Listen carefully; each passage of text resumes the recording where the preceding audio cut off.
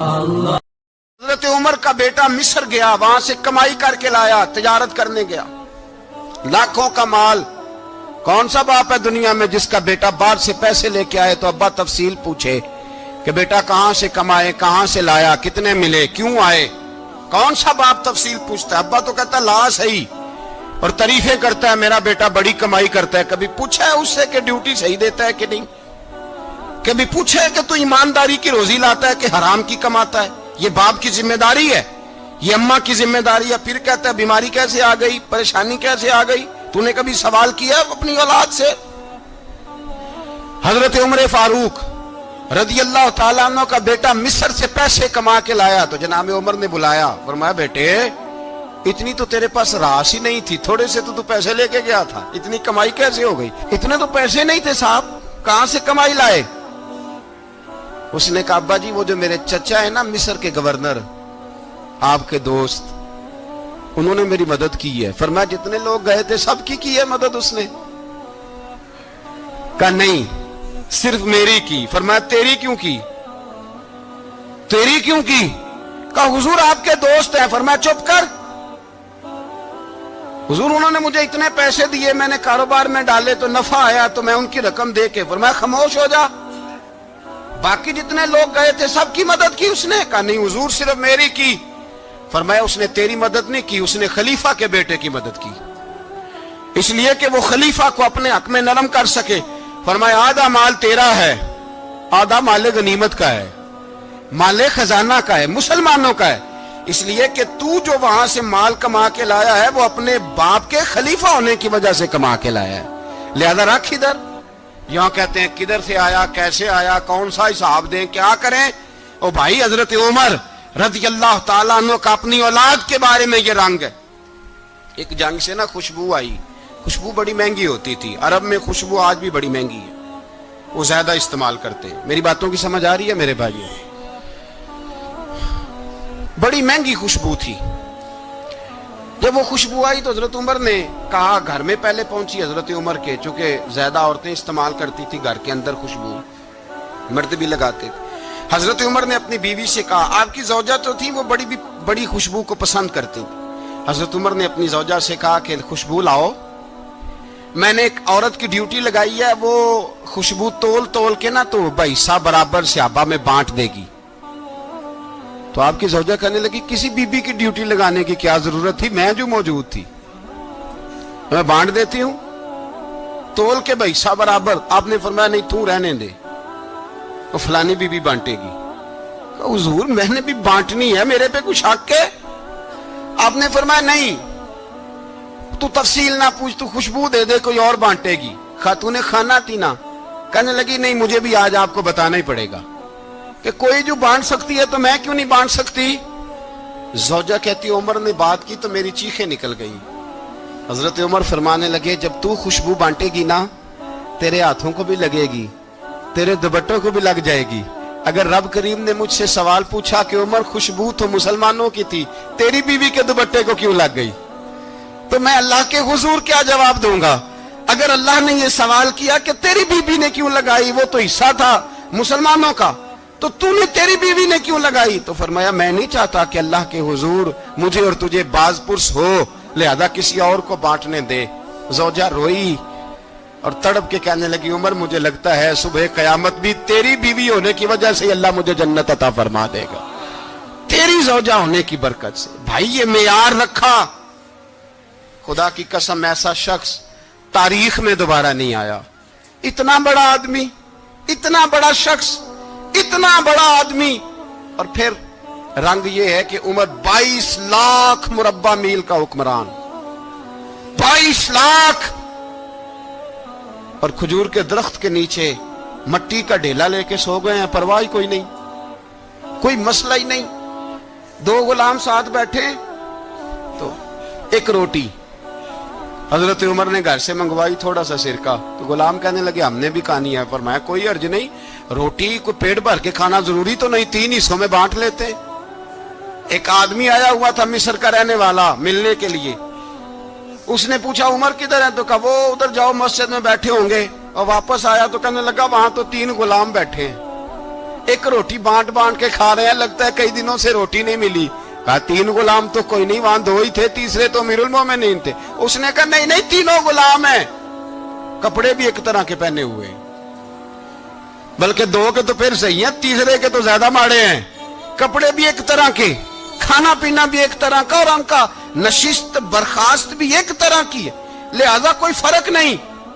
حضرت ابو ہریرہ کہتے ہیں میں لے کے آیا, اور جناب عمر کو جب میں نے کچی زمین میں تامت سمیٹ بیٹھے دیکھا تو میں رو پڑا. میں نے اس مصر سے آنے والے کو کہا تو اس کے جلوے دیکھ, اگر اس کی ذات میں اتنا حسن ہے تو محمد عربی کا مقام کیا ہوگا. یہ مقام غور ہے, مقام غور. 10 محرم کو لوگ دیگے پکائیں گے نا, نہیں پکانی ہے, کوئی بول دے نہیں, ہاں نہ نہیں کر دے. پروگرام بدلیا تو نہیں دی عید کی کہ وہی کام شروع ہوا ہے لاسٹ ایٹ ہونے والا. کیوں جی, پکنی ہے نا دیکھیں 10 محرم کو انشاءاللہ تعالی, ہم بھی پکائیں گے انشاءاللہ, یہاں بھی پروگرام ہوگا.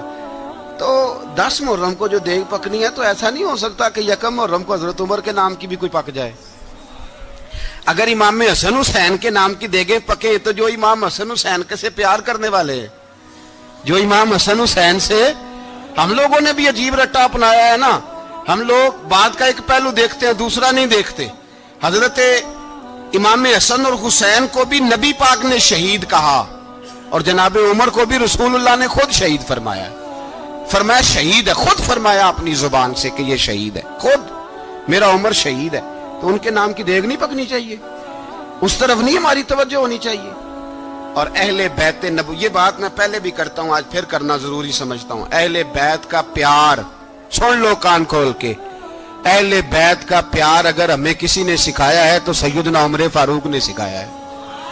اہل بیت نبوت کی محبت اگر کسی نے سکھائی ہے تو کس نے سکھائی ہے, بول کے بتائیے. حضرت عمر نے. اہل بیت کا پیار ہمیں حضرت عمر نے بول کر کے سکھایا ہے. بھائی یاد رکھیں, کسی کی طاقت نہیں تھی دم مارنے کی حضرت عمر کے سامنے, طاقت ہی نہیں تھی. کیسر و کسرا کانپ جاتے تھے, جرت ہی نہیں کرتے تھے حضرت. اور ہمارے تو تعلقات بڑے ہیں نا غیروں سے. حضرت ابو موسیٰ اشعری رضی اللہ تعالیٰ عنہ فرماتے ہیں میرا منشی سائی تھا, وہ کاتب کہتے تھے وہ لوگ, میرا حساب کتاب عیسائی تھا. تو فرماتے ہیں ایک دن میں نے وہ سارا حساب کتاب لین دین کے حضرت عمر کو دکھائے تو فرمانے لگے جس نے لکھے ہیں اس کو بلاؤ.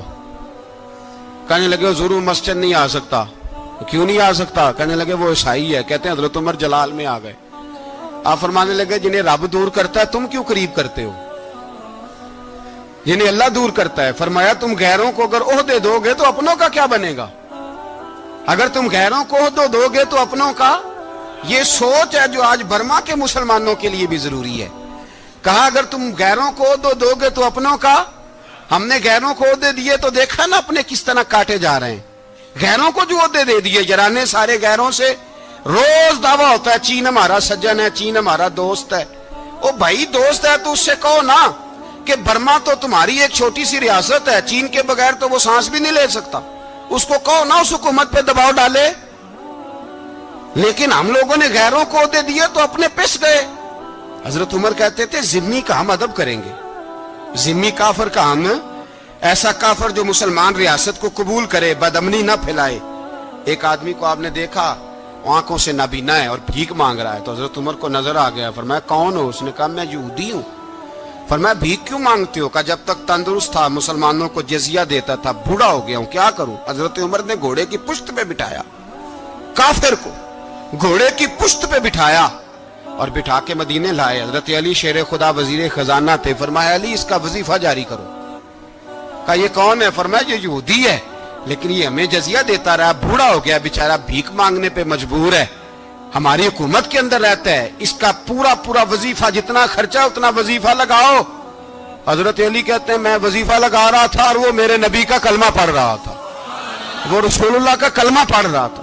یہ مزاج, یہ نہیں کہ کافر. حضرت عمر نے گورنروں کو خط لکھے تھے کہ زبردستی کسی کو مسلمان نہیں کرنا, جہاں ان کی عبادت گاہیں بنی ہو گرانی نہیں, کوئی مندر کوئی گرجا ضائع نہیں کرنا.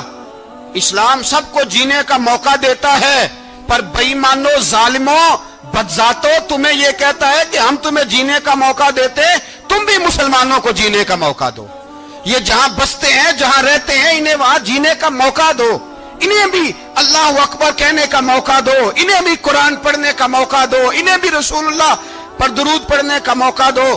हमारे मुल्क में ईसाई अपनी मर्जी से खुलेआम तबलीग करते हैं। यहां तो चैनल चलाए हैं ईसाइयों ने। किसी मजहबी जमात ने कभी जुलूस निकाला है कि ईसाइयों का चैनल बंद करो? बोले निकला है कि नहीं निकला? कितने जुल्म की बात है।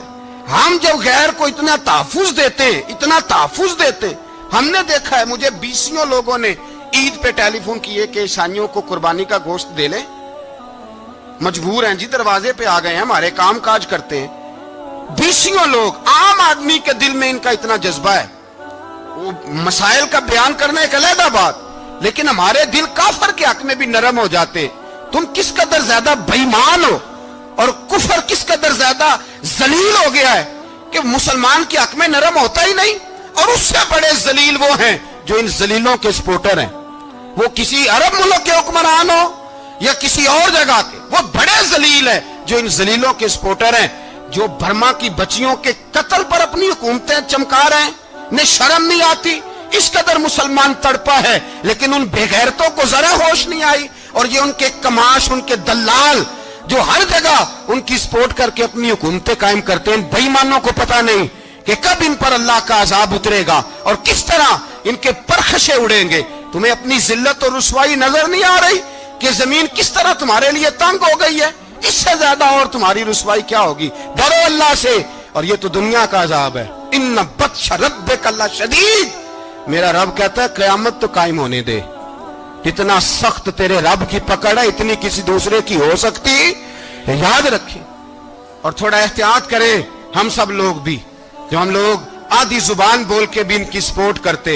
अब शर्म आनी चाहिए हमें इन हुकूमतों की सपोर्ट करते जो मुसलमानों की लाशों के ऊपर हुकूमतें कायम करते हैं। शर्म आनी चाहिए। बहरहाल बात दूर निकल जाएगी और मैं अपने मजमून पे रहता हूं। अहले बैत का प्यार अगर सिखाया है तो जनाब उमर ने सिखाया है रदी अल्लाह ताला अन्हो। इमाम हसन मिलने, आप यकीन करें, मैं जब इस वाकया को पढ़ता हूं तो मेरा दिल झूम जाता है। मैं कहता हूं यार, डाडा होना अपनी जगह पे, इश्क होना अपनी जगह पे, इंसान का बावकार होना अपनी जगह। जहां खड़े होना था वहां ये खड़े होते थे, और जहां झुकना था वहां ये इन लोगों में इकबाल ने कहा था, तेरी निगाह नाज से दोनों मुराद पा गए, अकले गियाबो जुस्तजू इश्के हुजूरो इस तरह। जहां अगर आया है सामने कैसरो किसरा तो उमर जैसा दलेर कोई नहीं, अगर सामने आया ईरान का बादशाह तो उमर जैसा तगड़ा कोई नहीं, अगर आया है सामने गुस्सान का बादशाह तो उमर जैसा आदिल कोई नहीं। लेकिन अगर अली का बेटा आया है, अगर फातिमा के लाल पारे आए हैं, तो फिर फारूक आजम से जैसा मुहिब कोई नहीं, फिर उनसे जैसा प्यार करने वाला कोई नहीं। अंदर बैठे हैं जनाबे उमर, अंदर तनाई में कुछ वजीरों से गुफ्तगू हो रही है, मीटिंगें जारी हैं। आपके बेटे मिलने आए जनाबे अब्दुल्ला इब्ने उमर, अब्बा जी मिलने आए। बात ठहरो, बात कर रहा हूं, कोई ना अंदर आए। साहबजादा बाहर खड़ा है। थोड़ी देर गुजरी तो इमाम हसन भी आ गए। कौन आए?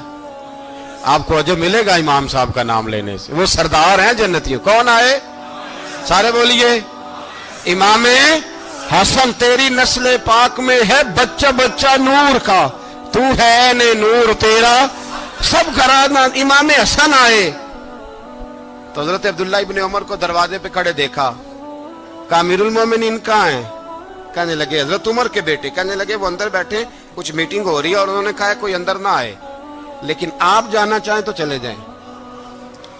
आप जाना चाहें तो, तेरी नस्ल पाक में है बच्चा बच्चा नूर, आप जाना चाहें तो चले जाएं। तो उन्होंने कहा जब आप बाहर खड़े हैं तो मुझे कोई इतना जरूरी काम नहीं, और अभी जोर की नमाज थोड़ी देर में होगी, मैं मस्जिद में मिल लूंगा अमीरुल मोमिनीन से।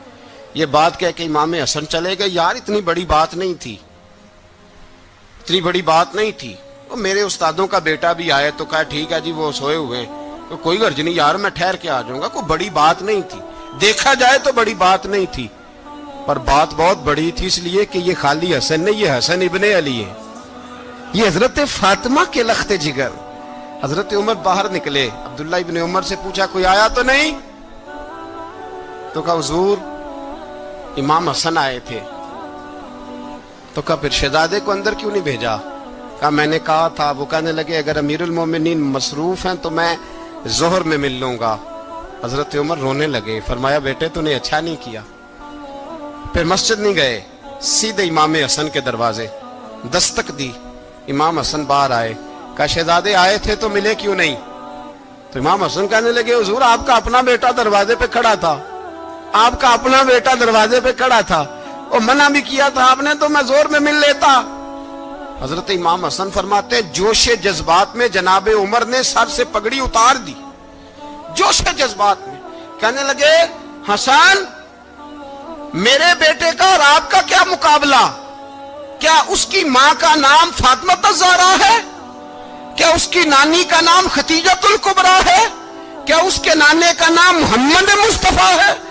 آپ کا اور اس کا کیا مقابلہ؟ پھر رو پڑے اور کہنے لگے بیٹے میں مکے کے صحراؤں میں اونٹ چرایا کرتا تھا, یہ جو میرے سر پر عزت کے بال ہیں یہ تیرے نانے کے اگائے ہوئے. میں مکے کے خبردار شہزادے خبردار. او بھائی اہل بیت نبوت کے ادب کا رنگ اگر سکھایا ہے تو سیدنا عمر نے سکھایا ہے. حضرت عمر فاروق اتھارٹی ہے, اسلام کی اتھارٹی. یکم محرم حضرت عمر کی شہادت ہے. یہودی بول اٹھا, کافر بول اٹھا.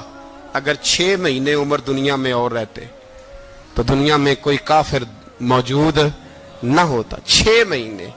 اور جب اس بطل جلیل کا جنازہ اٹھا, اللہ بخاری پڑھیے نا, اللہ ارزقنا شہادت فی سبیلک, اللہ بسترے کی موت نہ دینا شہادت کی دینا. عمر شہید ہوئے, مسجد نبوی میں نماز پڑھاتے, اور جب جنازہ اٹھا تو مدینے کا پھر پیچھے جو دلیر بچے وہ مولا علی تھے. مولا علی جناب عمر کا جنازہ اٹھا تو سب سے پہلی ہائے جو نکلی وہ حضرت علی کی زبان سے نکلی, اور حضرت علی کی ساری داڑھی آنسوؤں سے بھر گئی. لوگوں نے کہا کہ علی کیا ہوا؟ فرمانے لگے تم دیکھ نہیں رہے جنازہ کس کا اٹھا ہے, پلٹ کے دیکھو تو صحیح, تم پتہ نہیں یہ کون گیا ہے. کہ حضور کیا ہوا؟ آپ فرمانے لگے عمر اس طرح کے کام کر کے گیا ہے, اب ان کے رستوں پہ کون چلے گا؟ کون اس کے جگر راہ وفا میں؟ میں نقش ایسے چھوڑ آیا ہوں, میں جس منزل سے گزرا ہوں وہ اب تک یاد کرتی ہے. حضرت علی حضرت عمر کے جنازے پہ کھڑے ہو کے کہتے ہیں اللہ مجھے اس طرح کے عمل کرنے کی توفیق دے جس طرح کے عمر کر کے گیا. میرے بھائی بطل عزیز, بطل حریت حضرت عمر رضی اللہ تعالیٰ عنہ جو اپنی زندگی انقلاب والی گزار کے گئے. عمر جب دنیا سے گئے تو 80 دینار کا قرضہ تھا, 22 لاکھ مربع میل کا حکمران, اور اپنے بیٹے سے کہنے لگے بیٹے کوشش کرنا تیرے خاندان والے مل کے میرا قرضہ اتار دے, میری قبر پہ بوجھ نہ رہے, اور اگر خاندان والے مدد نہ کریں تو میرے دوستوں سے بات کرنا, وہ مدد نہ کریں تو پھر علی سے بات کرنا.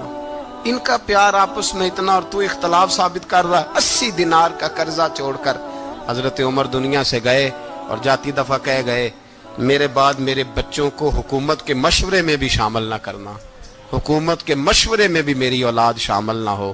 اتنا بڑا شخص اتنا بڑا رنگ دے کے یکم محرم کو جب عمر فاروق کا وصال ہوا تو بیٹے سے کہنے لگے اماں عائشہ سے جا کے کہو میرا بھی نبی پاک کے روزے میں دفن ہونے کو دل کرتا ہے. ایک قبر کی جگہ ہے اماں جی نے اپنے لیے رکھی ہے, بخاری ہے بخاری. حضرت عائشہ کے پاس صاحبزادے گئے, کہنے لگے اماں جی عمر کو زخم لگ گیا ہے, حالت بڑی پریشانی والی ہے. وہ کہتے ہیں اگر اماں اجازت دیں. سید عائشہ رو پڑی, فرمانے لگی کہ وہ اپنی قبر کی جگہ تو نہیں نہ کسی کو دیتا, پر عمر نے کمال ہی بڑا کیا. اسے کہو جاؤ گنبد خضرا میں قیامت تک جو مصطفیٰ پہ اور ابو بکر پہ سلام پڑھے گا وہ تجھ پہ بھی سلام پڑھ کے جائے گا. جاؤ میں نے جگہ دی. اور اگر آپ نے ابھی تک ہمارا چینل سبسکرائب نہیں کیا تو فوراً سبسکرائب کیجئے, ساتھ ہی بیل آئیکن پر کلک کریں تاکہ مزید آنے والی ویڈیو ہیں وہ آپ کو وقت پر ملتی رہیں. اللہ حافظ.